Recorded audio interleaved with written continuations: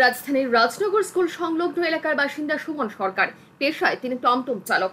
টমটম চালিয়ে 2 সন্তান ও স্ত্রী সহ 4 সদস্যের পরিবারের ভরণ পোষণ জোগাড় করেন তিনি। অন্যান্য দিনের মতো বৃহস্পতিবার সন্ধ্যা রাতেও টমটম চালিয়ে বাসায় ফিরেন সুমন সরকার। বাসায় ফিরে টমটমের ব্যাটারি চার্জ দিতে যান তিনি। সেই সময় আচমকায় বিদ্যুৎপৃষ্ট হন তিনি। মাটিতে ছিটকে পড়েও কাঁপতে থাকেন তিনি। এই অবস্থা দেখে ছুটে আসেন বাড়ির অন্যান্যরা। এক যুবক সুমন সরকারকে জড়িয়ে ধরে বিদ্যুতের সংস্পর্শ থেকে ছাড়িয়ে আনার চেষ্টা করতে গেলে সেও বিদ্যুৎ পৃষ্ঠে কিছুটা আহত হন। শুরু হয়ে যায় চিৎকার চেঁচামেচি। চিৎকার শুনে সংলগ্ন এলাকার মানুষ ছুটে এসে চার্জারের প্লাগ খুলে সুমন সরকারকে উদ্ধার করে আইজিএম হাসপাতালে নিয়ে যান। আইজিএম হাসপাতালে কর্তব্যরত চিকিৎসক সুমন সরকারকে মৃত বলে ঘোষণা করেন। খবর পেয়ে আইজিএম হাসপাতালে ছুটে যায় পুলিশ। এক পুলিশ আধিকারিক এই সংবাদ জানান। আমাদের কাছে খবর আছে যে ওই আমাদের ওসিটি ইউপি বটতলা ওয়েস্টের এখানে একজন মিনিস্ট্রিও হাজব্যান্ড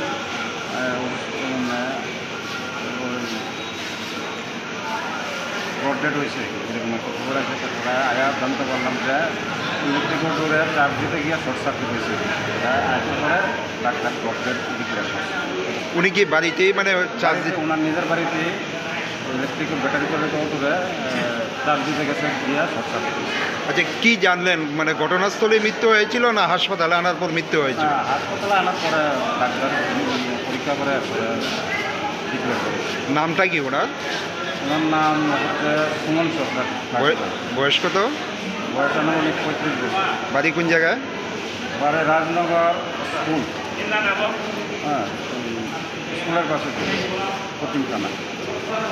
এই মর্মান্তিক ঘটনায় রাজধানীর রাজনগর এলাকায় শোকের ছায়া নেমে আসে। শুক্রবার ময়নাতদন্তের পর জিবি হাসপাতাল থেকে দেহ শোকার্ত পরিবার পরিজনদের হাতে তুলে দেওয়া হয়। পরিবারের একমাত্র আয়ের উৎস ছিলেন সুমন সরকার।